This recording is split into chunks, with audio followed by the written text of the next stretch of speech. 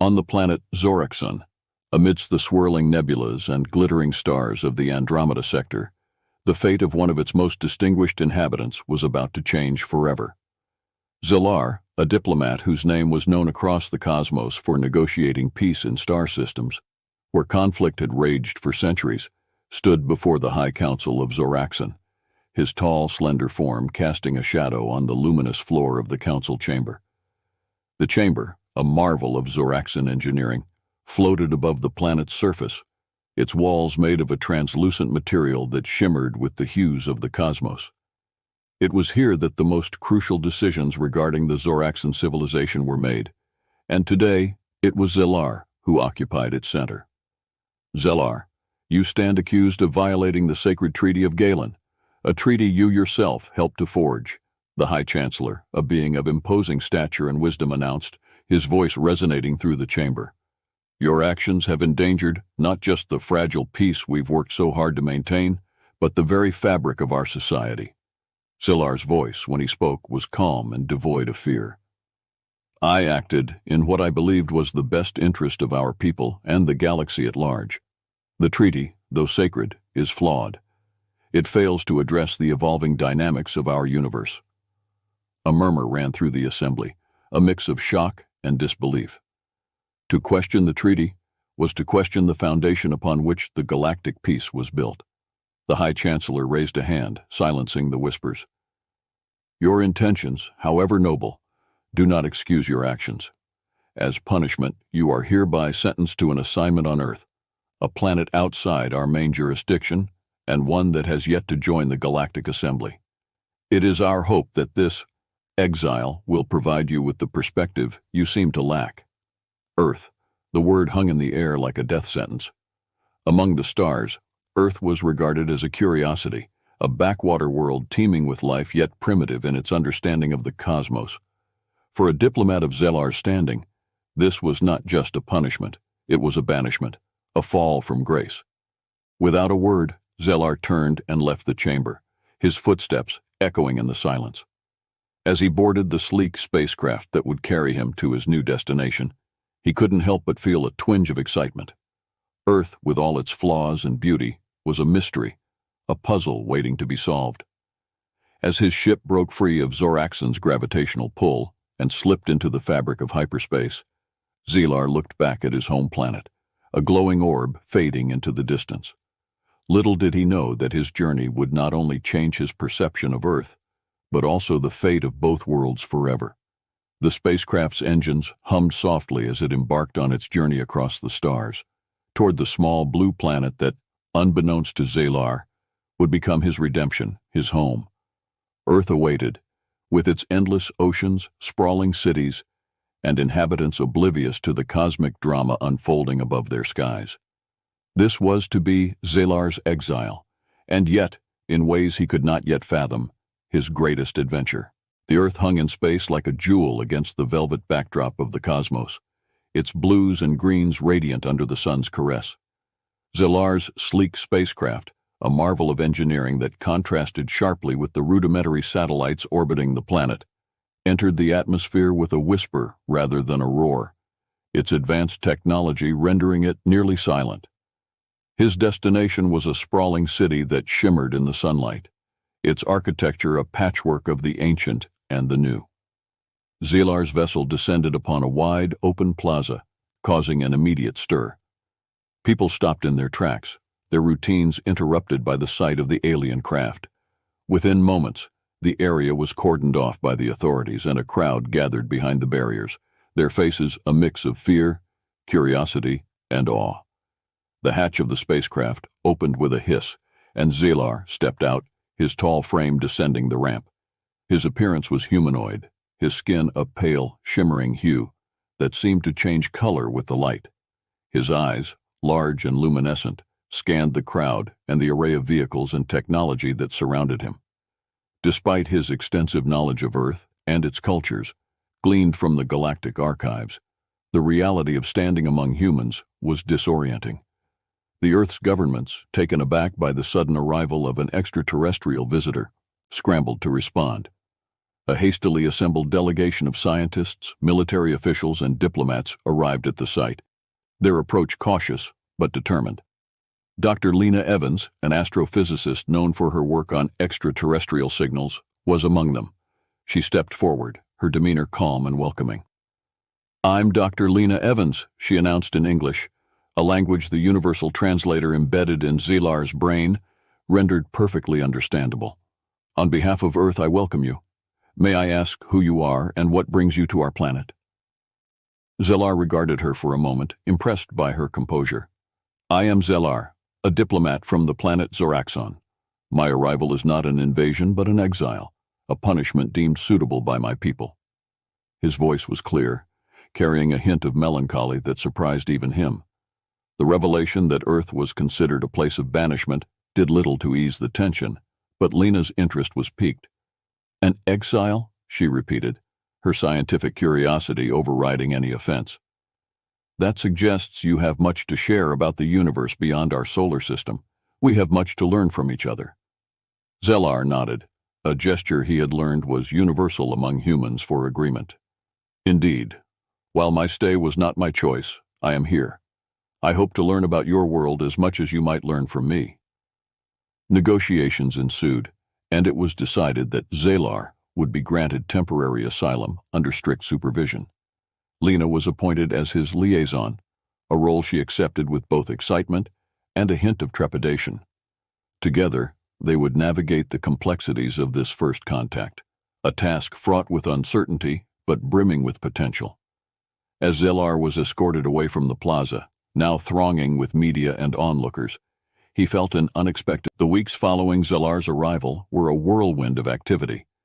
Earth, with its diverse ecosystems, cultures, and technologies, was a planet of contrasts, and Zelar, accompanied by Dr. Lena Evans, embarked on a journey to understand the human race and its home.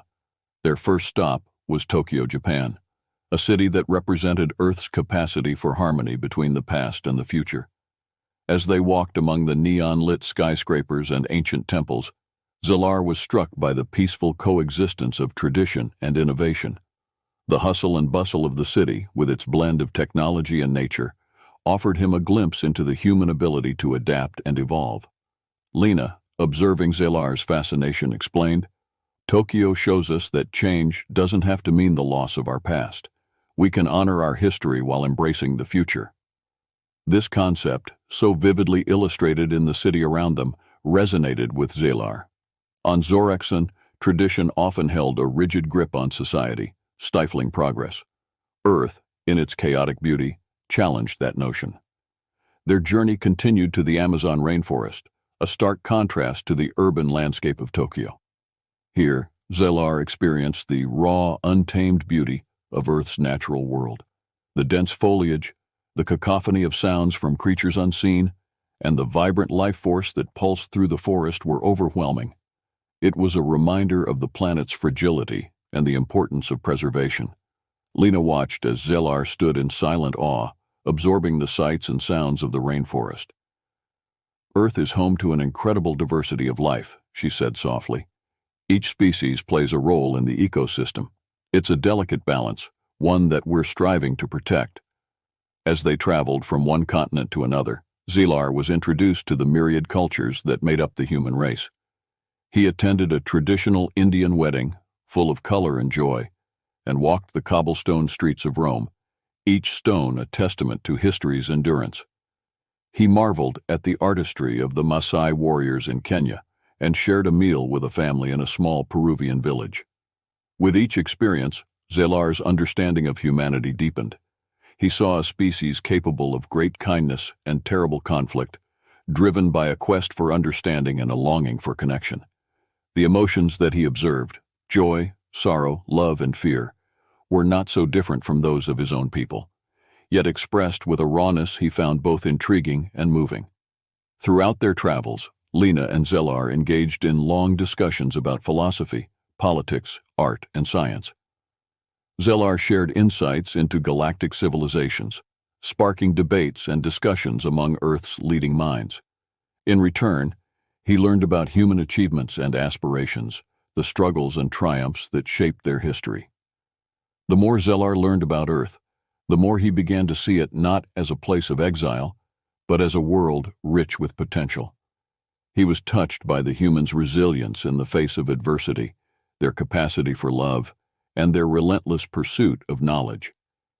In the diversity of Earth's cultures and ecosystems, Zellar found several months into Zellar's sojourn on Earth, as he continued to immerse himself in the complexities and beauties of human culture, a new, unforeseen challenge emerged.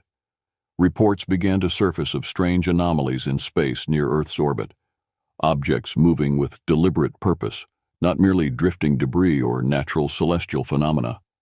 Zellar, with his extensive knowledge of galactic technologies and movements, was immediately consulted. After analyzing the data alongside Earth's top scientists, including Dr. Lena Evans, he reached a troubling conclusion. These were not random objects, but scout ships, likely from a rogue faction known for their aggressive expansion and disregard for the Galactic Assembly's edicts. The realization of this threat cast a shadow over Zellar's newfound appreciation for Earth. He had come to view this planet as a vibrant testament to life's resilience and diversity, and the thought of it coming under attack was unbearable.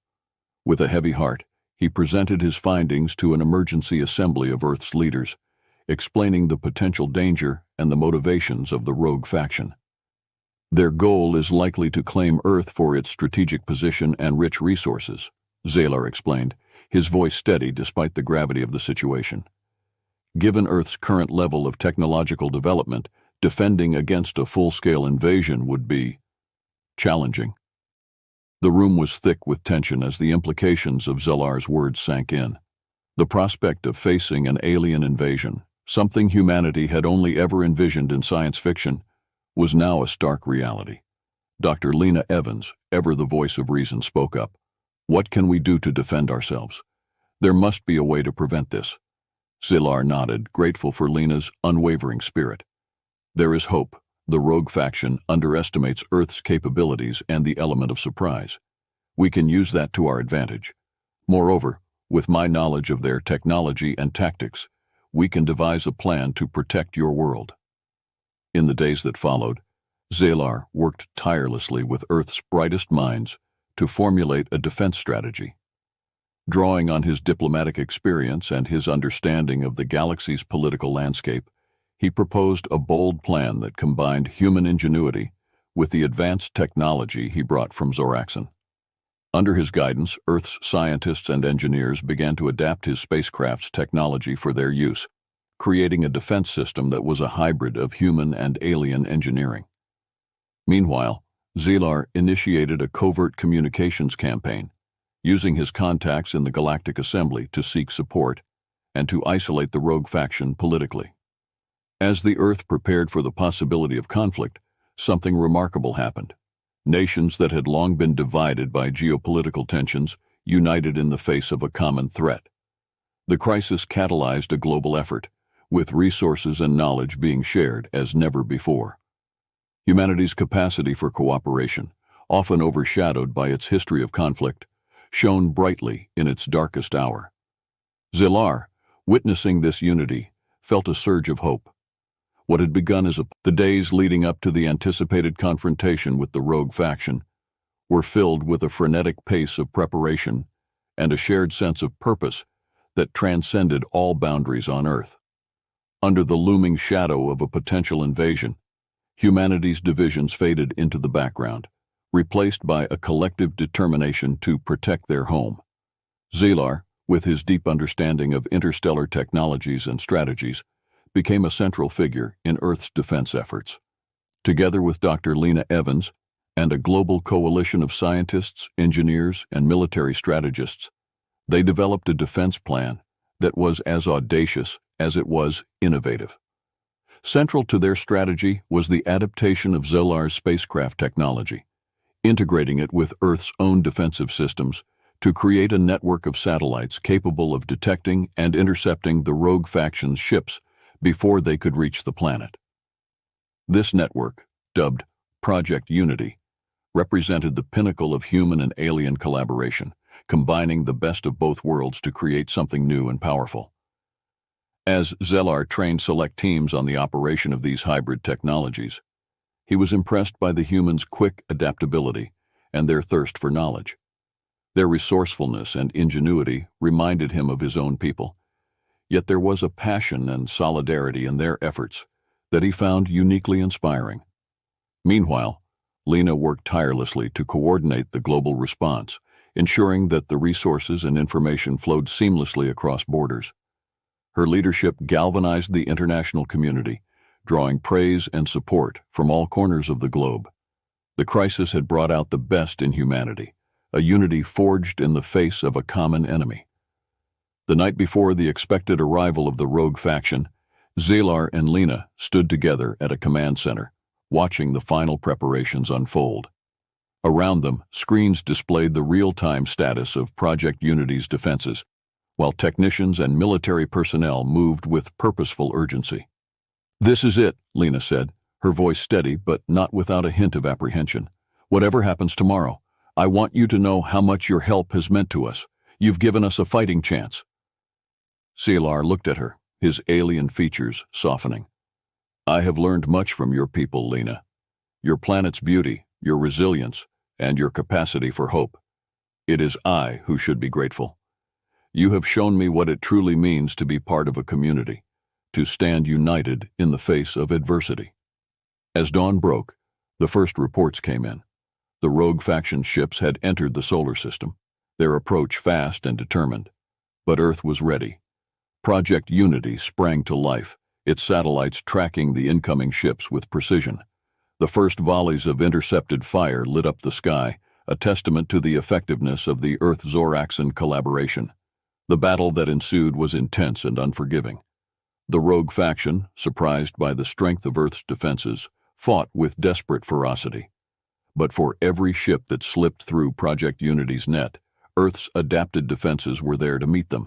The dust settled on the aftermath of a battle that would be etched in the annals of Earth's history. The rogue faction, once a looming shadow of destruction, had been repelled, their ships retreating into the void from whence they came. The victory was a testament to Earth's resilience and the unprecedented unity among its people, inspired by the collaboration with Zellar, the alien diplomat turned defender. In the days following the battle, the world took stock of the cost and the triumph. Cities held memorials for the fallen, their names immortalized as heroes who stood at humanity's frontier. Yet amidst the solemn remembrances, there was a palpable sense of pride and a newfound confidence in humanity's place within the cosmos. Zellar, who had been at the epicenter of the defense strategy, was hailed as a savior. His name, once unknown to Earth's inhabitants, became synonymous with hope and the possibility of a peaceful future among the stars. The governments of the world extended offers of gratitude and friendship, eager to maintain the alliance that had saved their planet. Dr. Lena Evans, standing beside Zellar in the aftermath, felt a mix of exhaustion and exhilaration. Their efforts had not only prevented the annihilation of her world, but had also opened the door to galactic diplomacy and cooperation. "You've changed everything, Zellar," she said, her voice heavy with emotion. "You've shown us that we're not alone in the universe, and that together we can face the unimaginable." Zellar, looking out over a recovering city, felt an unfamiliar sense of belonging.